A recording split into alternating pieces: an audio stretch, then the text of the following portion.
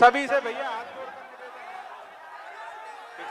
तेरी व्यवस्था खराब कर दी भैया, हाथ जोड़कर निवेदन है व्यवस्था बनाए रखें सभी से। कौन बोल रहा है दूसरा बंद कर? पहले व्यवस्था बना लो।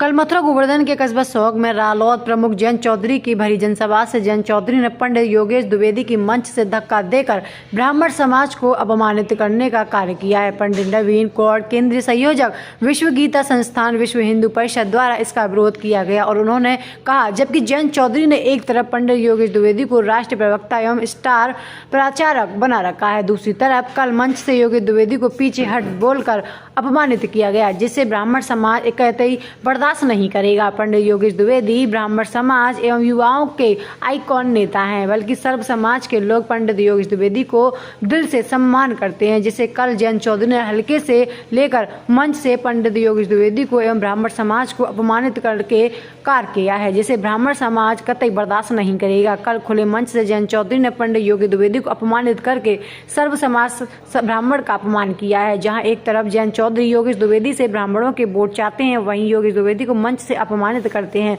जयंत चौधरी को ब्राह्मण समाज से माफी मांगनी चाहिए। मेरे साथ हैं वरिष्ठ हिंदूवादी नेता नवीन गौड़ जी।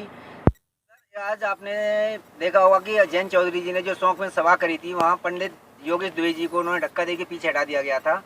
और वैसे ये पार्टियां सभी कह रही हैं कि हम हिंदुओं को और ब्राह्मणों को आगे लेके चलेंगे। इसके बारे में आप क्या कहना चाहेंगे?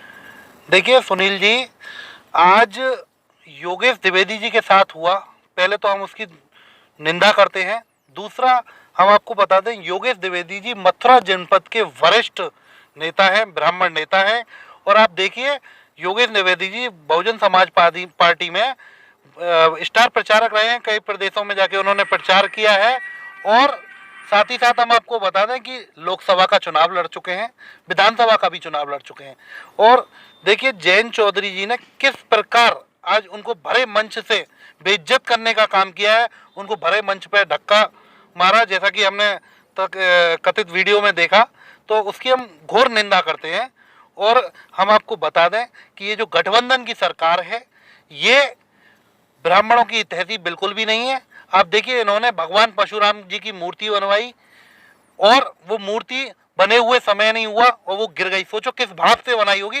तो ब्राह्मणों के प्रति इनका भाव नहीं है, ब्राह्मणों को ये लोग कभी सम्मान नहीं दे सकते। जबकि ये बार बार कह रहे हैं कि हम ब्राह्मणों के लिए ब्राह्मण गोष्ठी भी कर रहे हैं और सभी पार्टियां अपने ब्राह्मणों को लेने की लगी हुई हैं। गठबंधन में कह रहे हैं कि हम ब्राह्मणों को सबसे उच्च पे रखते हुए परशुराम की, आज भी अखिलेश जी आए थे मथुरा में, उन्होंने भी कहा कि हम ब्राह्मणों की परशुराम की मूर्ति की स्थापना कराएंगे, परशुराम का मंदिर बनवाएंगे। यह सब इनकी जब घोखलेबाजी चल रही है, ये सब इनकी ढकोसलेबाजी है और ये सब चुनावी जुमले हैं अखिलेश जी के।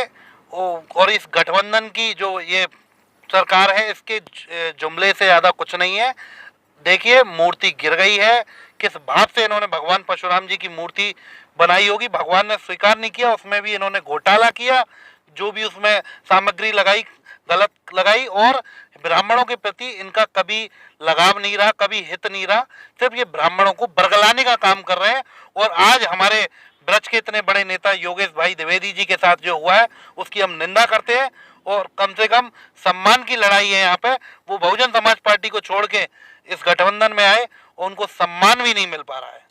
आज मार्च में अखिलेश जी द्वारा सभा करी जा रही थी, तो रालोद के जो प्रत्याशी रहे थे दावेदार योगेश नौवार जी, वो उनके नाम का कई बार गलत बोल गए थे और उन्हें कई बार बताया भी गया। देखिए योगेश नौवार जी बड़े जाट नेता हैं, माट में उनका वर्चस्व है। योगेश नौवार जी ने अपनी पार्टी के लिए अखिलेश जी की झोली में अपनी 10 साल की तपस्या को डाल दिया। पर जिस प्रत्याशी ने, और जो प्रत्याशी मात्र 353 वोट से हारा था, उस प्रत्याशी ने अपनी 10 साल की मेहनत अखिलेश जी को सौंप दी। और आप देखिए दूसरी तरफ जो समाजवादी पार्टी के राष्ट्रीय अध्यक्ष हैं, वो उनको सम्मान नहीं दे पा रहे हैं, उनका नाम तक उनको याद नहीं है, जिस व्यक्ति ने इतनी बड़ी कुर्बानी दी। आप देखिए योगेश नौवार जी इसी राष्ट्रीय लोकदल के कारण 3 महीने जेल भी रह के आए थे, उनका टिकट भी सिंबल भी दे दिया गया था, लेकिन जबरदस्ती समाजवादी पार्टी ने ये सीट अपने कब्जे में लेकर संजय लाठर जी को चुनाव के लिए उतार दिया। देखो, जो राष्ट्रीय अध्यक्ष हैं लोकदल के, उन्होंने जब से गठबंधन किया है समाजवादी पार्टी के साथ, उन्होंने अपनी आत्मा को बेच दिया है समाजवादी पार्टी को। इस टाइम उनका विवेक शून्य हो चुका है जयंत चौधरी जी का, उनको अपने कार्यकर्ताओं की कदर नहीं है। तभी उन्होंने जो योगेश जी की टिकट थी वो संजय लाठर को देने का काम किया। और आप देखिए, उनके सामने योगेश नेवार जैसे वरिष्ठ नेता का, वरिष्ठ जाट नेता का असम्मान हुआ है। ना तो यह पार्टी अब जाटों की रही, ना किसी अन्य समाज की ये रही। सिर्फ सत्ता के लालच में इन्होंने, जयंत चौधरी जी ने अपनी आत्मा को बेचने का काम किया है।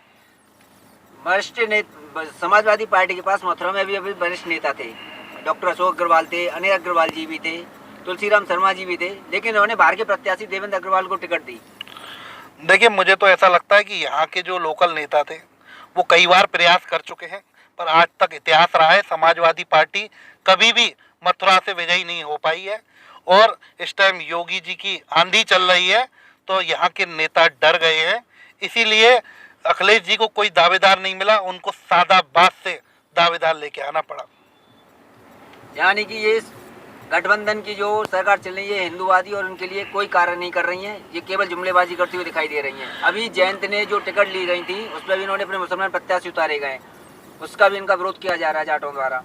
ऐसा है ना, जयंत जी को हम पहले ही बता चुके हैं, जयंत जी ने अपनी आत्मा को बेच दिया है अखिलेश यादव जी को। तो जयंत जी तो उनके इशारे पे ही कर रहे हैं, जो भी कर रहे हैं और जो भी बोल रहे हैं वो सब अखिलेश जी की बोली है। और अखिलेश जी का इतिहास रहा है कि वो सिर्फ मुसलमान और यादवों के हितैषी हैं। और आप देखिए, मुजफ्फरनगर में जो दंगा हुआ था उसको हम लोग भूल नहीं पाए हैं। हिंदुओं को किस प्रकार इन्होंने कटवाने का काम किया था, किस प्रकार हमारे हिंदू भाइयों ने पलायन किया था, उसको हम लोग भूल नहीं पाए हैं। हिंदुओं को किस प्रकार इन्होंने कटवाने का काम किया था, किस प्रकार हमारे हिंदू भाइयों ने पलायन किया था। पर भारतीय जनता पार्टी की सरकार ने हिंदुओं को, आप देखिए, भरोसा दिलाया कि आप पलायन ना करें, आप यहीं रहिए। और पिछले 5 वर्ष में योगी जी की सरकार में एक भी बार कहीं पे पलायन नहीं हुआ है। और हिंदूवाद सिर्फ भारतीय जनता पार्टी में ही सीमित है, और सनातन की जो रक्षा हो सकती है वो भारतीय जनता पार्टी में ही हो सकती है।